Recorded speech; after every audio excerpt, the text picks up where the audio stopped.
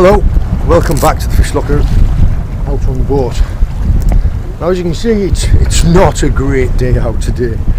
We're trying to take the opportunity to anchor up on a little piece of wreck. Wind is fresh, it's supposed to be dropping off later on. Hopefully we'll be able to show you. First of all I've done is, as I've come up to the mark that I wanted to fish, I steamed up and round it, over it, in like a pattern, and marked on my sounder, I marked on my GPS with little waypoints every time that I left the wreck, so that I will eventually get like an outline of roughly how big the wreck is. Now you can see, all I'm doing is I'm steaming up and around and marking where the wreck is, and every time I leave it I put a waypoint in so I can map where the edge of the wreck is. I was just putting another waypoint in there because I've just started drifting over it again. What I've done now is, you know roughly the direction of the wind. The tide is flooding, so it's going in that direction. So at the moment we have got almost wind with tide. That should mean that the wind will push me in the same direction as the tide, which is what you'd like. I've steamed up tide of the wreck, killed the engine, and I'm now drifting. And what I want to do is I want to see roughly in what direction I'm going to drift. Because say for instance, if that's the wreck and I'm drifting in that direction, I want to anchor up roughly here, so that my anchor rope will sit me in line with the wreck. If I anchored up parallel to it, I would end up missing the wreck. Like the rope that I use, I've got roughly 300 metres of rope, and I have it in bundles, and all I've done is every 100 feet I've marked it, so 3 marks is 300.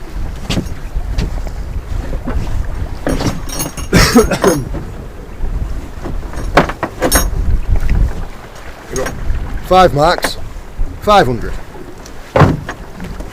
And all I'm going to do is I'm just going to run rope out, noting how many bands have gone past. Otherwise you'd never know, would you?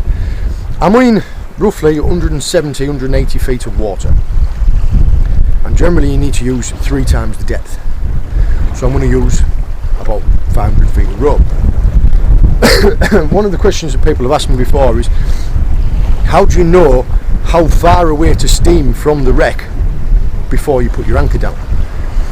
And there's a rough guideline. You could look at it as like being a right angle triangle, as in like, and the rope being the hypotenuse on your right angle triangle. Your rope, which is going to be roughly 500-600 feet squared, minus the depth squared, will give you the the distance from the wreck squared. So roughly 200 feet, 600 feet, that gives me 500 feet. So I want to steam 500 feet away from the wreck before I put the anchor down. That's a rough guideline.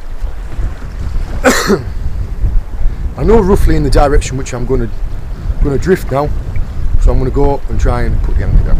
You'll notice that even if it wasn't a jowly day, I would be wearing my life jacket. Any hauling or shooting of an anchor, I'd consider it as being one of the more at-risk activities on the boat. All you need, and I've seen it happen before, when you'll be shooting an anchor and you'll get a bite around your foot or a bite around your hand, and it'll pull you towards it. Yeah. Oh, also, this is what's called an Alderney ring, and that's used for hauling the anchor. Now mine, because it's a solid ring, I have to slide it onto my anchor rope before I attach the anchor. All I'm going to do here is attach my chain onto there, and as I lower it down, the rope will slide through the ring. I'll show you about the Alderney ring when I come to hauling the anchor. There we go, I've got the anchor, put the anchor over the side, and I've run out a load of rope, and I've got to 400 feet, and I'm going to just slide my boy over the side. And then all I'm going to do now is I'm just going to hold on to it and let the boat drift, and hopefully I should feel the anchor dig in. As the rope tightens up, I should feel the anchor hold fast. If it doesn't hold fast, I know it's dragging and I need to let off more rope. I want to bed the anchor first though, so it's not all sat loose.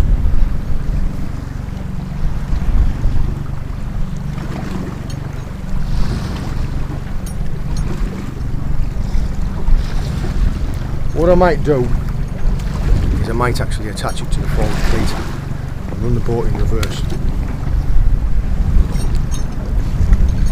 Because this rope is quite dry, so it's, it's going to float a little bit.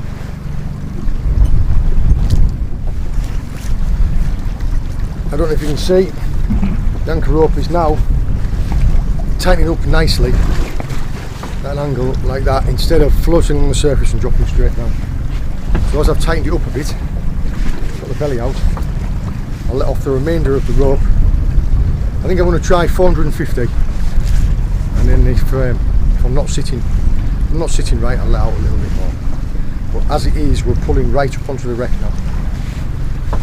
We're about 100 feet away from the wreck, which should be perfect, providing this wind stays as it is. Right.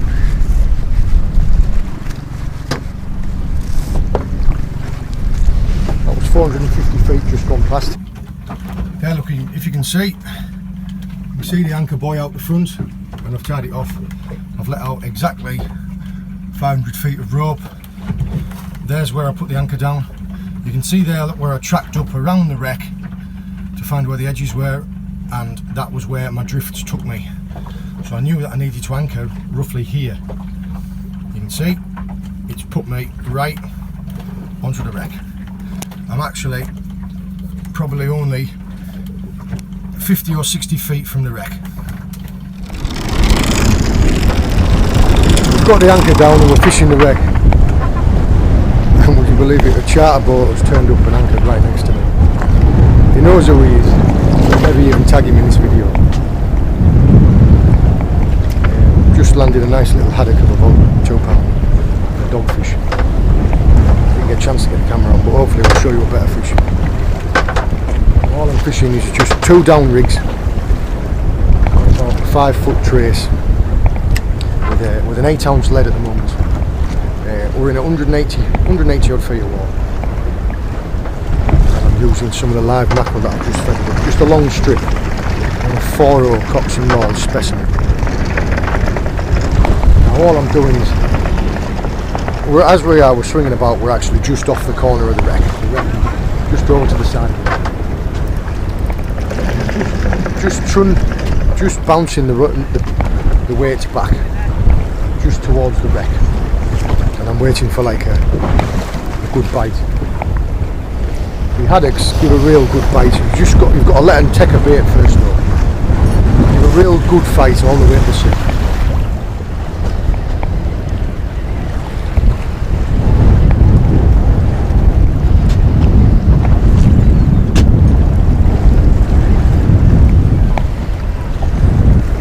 Got a bite on that rod, and I'm playing a heavy fish on this one.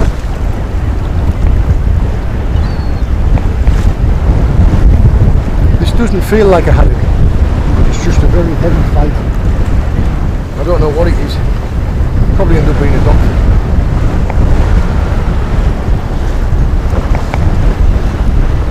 Just kind of holding there in the tide.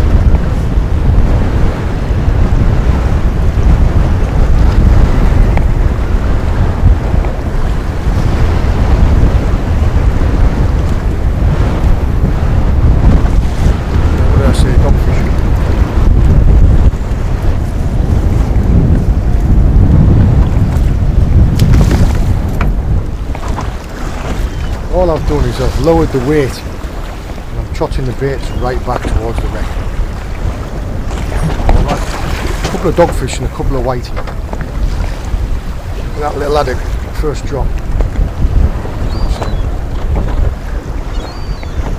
This feels like it's a little bit better. This could be nicer.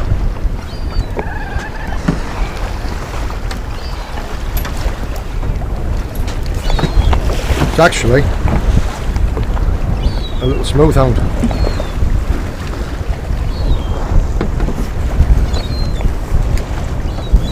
Not a big one by any means. It's only a couple of pound. Getting one up to another bit. Now I've never actually caught one of these before on mackerel. Caught them on squid, caught them on crab. But, so look, it's just like a little shark, but he's got no teeth.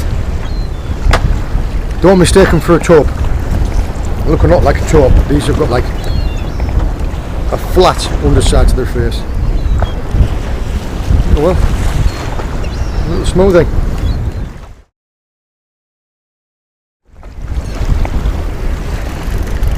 I've actually just knocked it off, turning the camera on.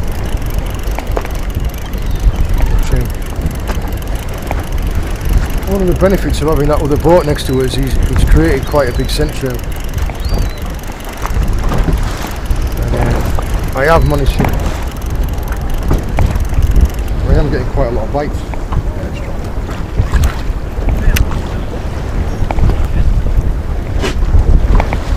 This is it, this is all the rig is. A simple sliding lead like that,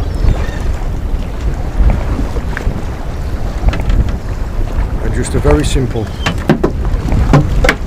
5 foot long 2 down trace, and these are Cox and Roll 4-row specimen extras, and all I'm doing is just like a little strip bait like that. I'm going to try a little bit of squid now and see how that does. Just had like a really shy bite, and give it a time and then struck it, and whatever I've hit into feels quite decent.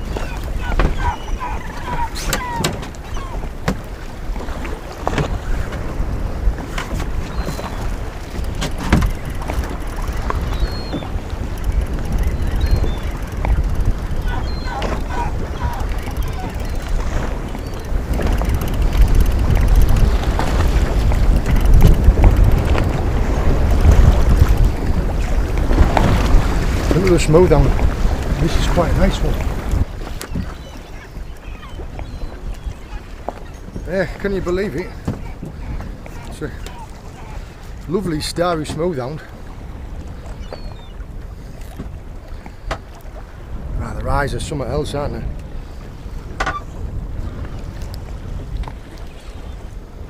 Lovely little starry smooth hound taken, can you believe it, on a pilchard head. Cracking little fish. I don't know, I've been maybe 4 or 5 pound. I've re-anchored on the opposite side. As the wind and tide swung us round, we swung off the wreck. So I've anchored up. Just got sat in,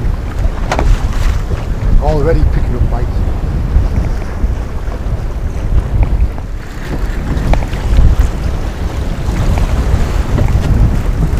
I'm actually a little bit close to the wreck. I'm sat on top of a little piece of it. There must be a bit of it broken off because it's quite snaggy where it is. And I just keep picking up pouting as soon as I drop down. Now what I might do is I might pull in a few feet of rope, pull in 20 foot of rope.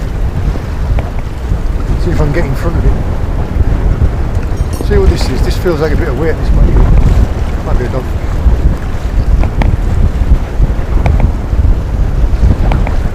I've switched one of them to a mackerel flapper.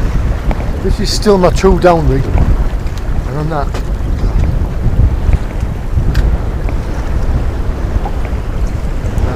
as I said, just keep picking up pouting.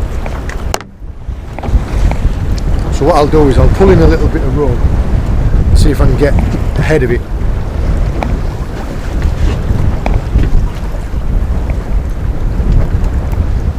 Quite a lot of bites, but I'm pretty sure they're just pouting. This one seems to be a bit more fun.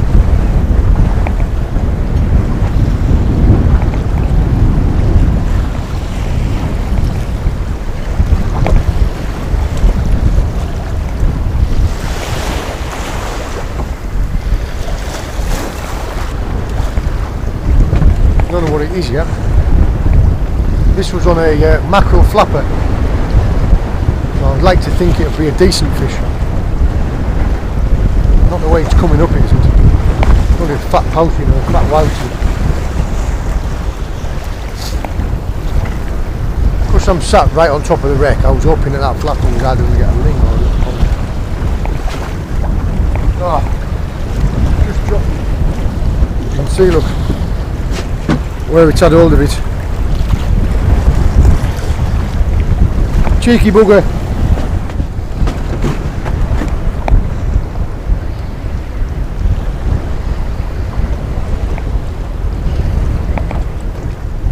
A bit more weight in this.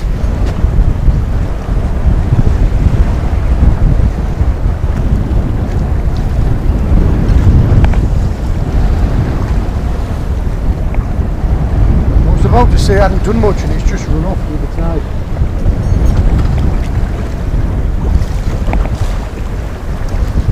Dogfish.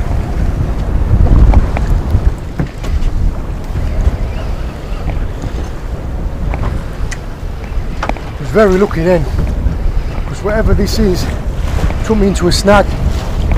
I just managed to get it moving.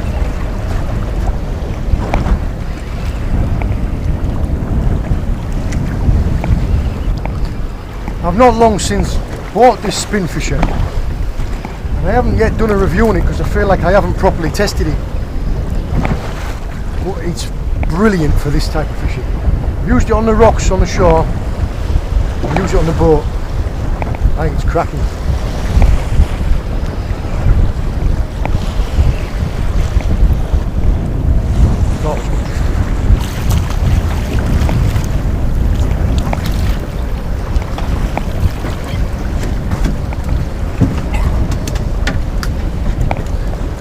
A little strap conger eel. Now he's on him maybe, I don't know, 4 or 5 pound. But it's another species. Hooked perfectly in the top jaw. This is actually an 8-0 Cox and Roll sea beast. When I'm congering, I generally use meat hooks, but they're a little bit big, a little bit heavy, and I figured that I'd be looking at smaller fish today, so I thought I'd try a smaller hook. It worked lovely. There you are. Straight back down, no bother. Right. Tide's starting to turn now. So we've swung off the wreck again. I'm going to try and re-anchor just one more time. Maybe save the last 3/4 of an hour to an hour. What I've got is on my anchor rope in the front of the boat is that yellow buoy that you saw with an Alderney ring. And the Alderney ring is on the rope, so the rope will slide through the ring. What I did when I dropped my anchor was I put a mark on the GPS, a waypoint, so I know roughly where the anchor is. What you do now is you steam up towards, if this is where the anchor is, you steam up and round and past it, and what happens is the rope slides through the ring. The pressure of the water as you're steaming away pulls against the buoy, that causes drag and the rope pulls through the ring. That's the theory. So you use the buoy to lift the anchor. As you steam away, the water hits the buoy, causes resistance, the rope slides through.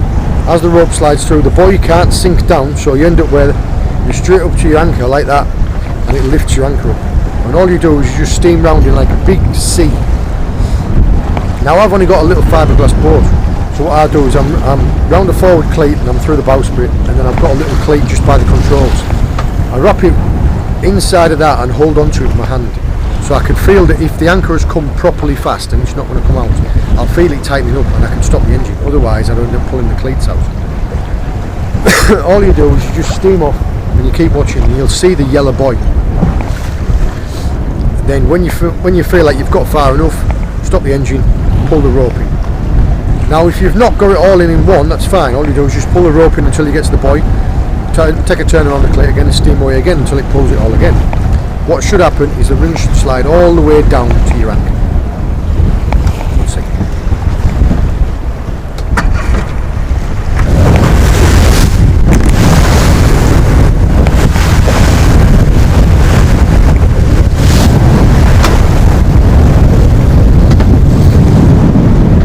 Now you can see the yellow buoy right down in the distance there.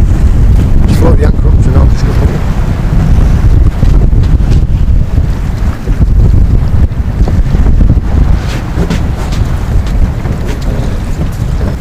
Although this is still quite laborious, it is phenomenally easier compared to pulling it all by hand.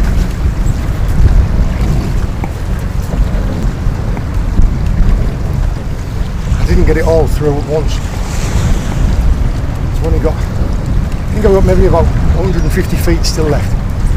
So what I'll do is I'll just pull it. Yeah, the buoy's 50 foot away. And there's the 200 mark. So now I've still got quite a ways to go.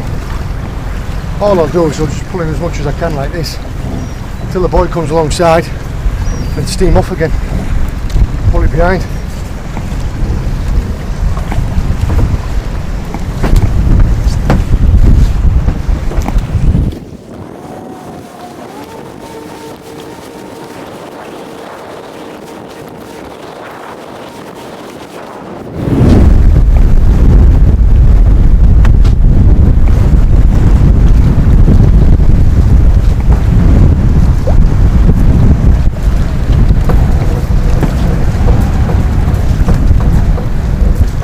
Just do that as many times as you need to until you've got it all the way in.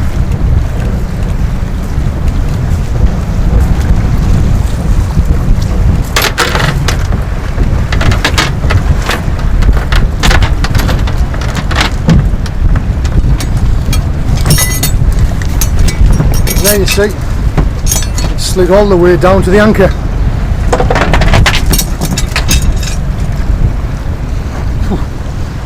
Just like that. This didn't feel like much, and then all of a sudden it woke up halfway up. No idea what it was. Thought it was just going to be a dogfish. Yeah, it is.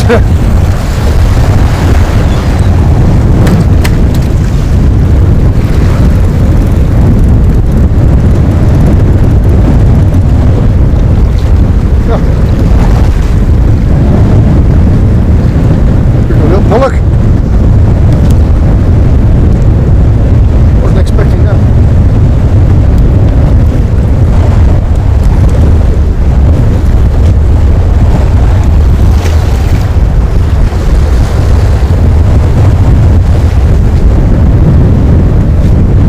Freshening quite a bit, give it half an hour going.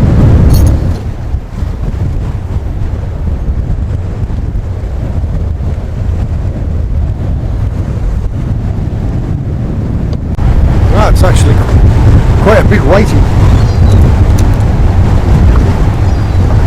Not a bad size one, is it? Not what we're after, but nice to see. Right, as you can tell, the wind's picking up and the tide's turning, so we're going to end up with wind against tide in a minute.